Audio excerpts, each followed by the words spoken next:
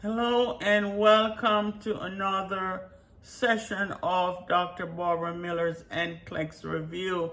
Today we're going to be talking about the types of shock that you may encounter questions on your state board examination from these different types of shock. So let's start with septic shock.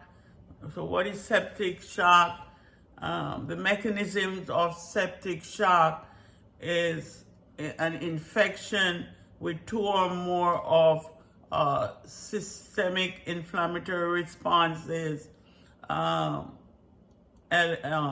SARS elements like body temperature outside, like 36 to 38 Celsius, a heart rate greater than 9, respiration greater than 20, your white blood count is between 12,000, okay, or 4,000, less than 4,000.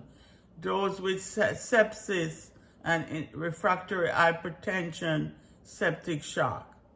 Okay, what are some causes of septic shock? It's several severe deterioration of sepsis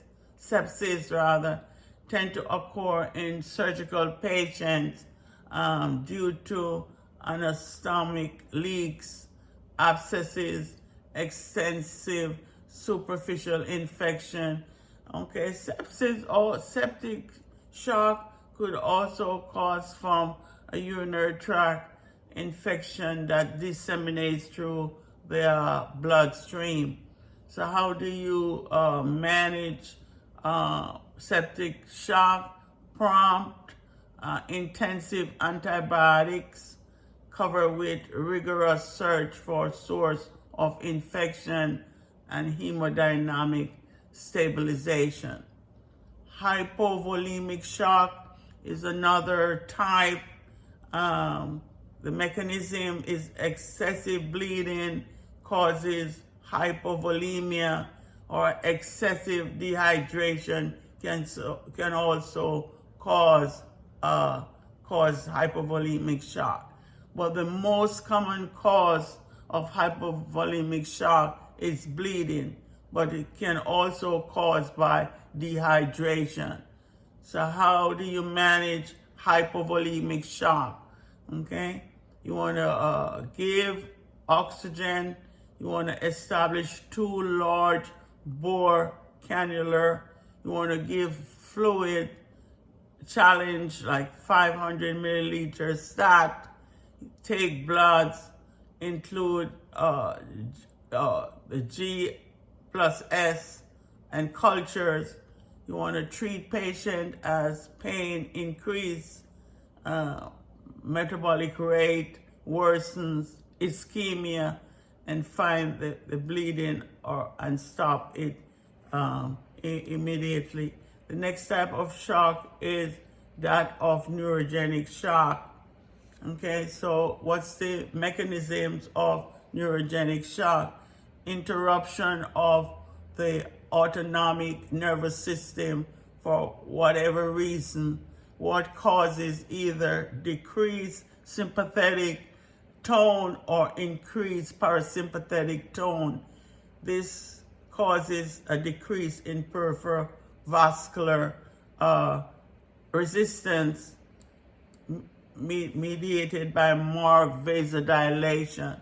This causes decrease in the preload on the heart and therefore decrease in cardiac output. This results in decrease in tissue perfusion and therefore shock is produced. So neurogenic shock most commonly caused by transection of the spine. So how would you treat neurogenic shock? Unlike any other shock, generally peripheral vasoconstrictions are used to return to the vascular tone to normal. You want to give IV fluids. They will present with low blood pressure. Remember, patients sustain injury to the spinal cord, or this from perhaps a fall or a gunshot wound, you want to assess the blood pressure. Okay, they will have low blood pressure. Vasopressor therapy like norepinephrine, epinephrine, dopamine, or vasopressin. These would be the treatments for neurogenic shock. The next type of shock is cardiogenic shock. The heart itself is compromised, and its ability to create adequate output is reduced, which reduces peripheral tissue perfusion.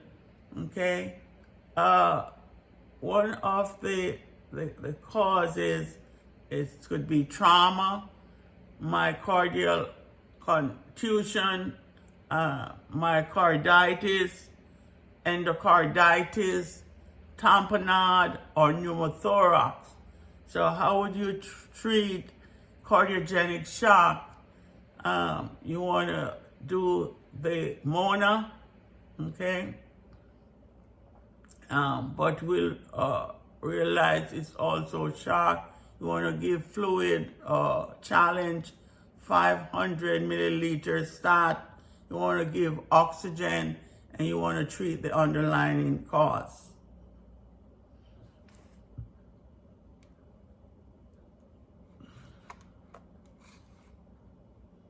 Next one is anaphylactic shock. This type of shock is caused by hypersensitivity. Okay, it can be life-threatening. This one of the few times where you do not have time to look up the dose of medication. What are some contributors to anaphylactic shock? Food allergies like peanut, medications can also cause anaphylactic shock. Shellfish, iodine. So patient going for a procedure, okay, or a patient is going for a procedure that they will use a dye, iodine. You want to ask the patient if there's any history of allergies to iodine or shellfish. Okay, how do you treat anaphylactic shock? You want to treat with epinephrine. Adrenaline is the mainstay of treatment and can be repeated every 5 minutes if necessary. Injection into the anterolateral aspect of the middle third of the thigh. So initial dose with 1 to 1,000 adrenaline. Then if it's an adult, it's 500 micro IM. A child is also the same, 500 IM. A child younger, like between 6 and 12, is 300 IM. And a child less than 6 years is 150. Then you want to give chlorophenamine and hydrocortisone as ordered. Thank you for watching this short video on types of shock. Hope this benefits your preparation for the NCLEX review. Thanks for watching. See you in another video. Please like, share, subscribe to the channel. Thank you so much.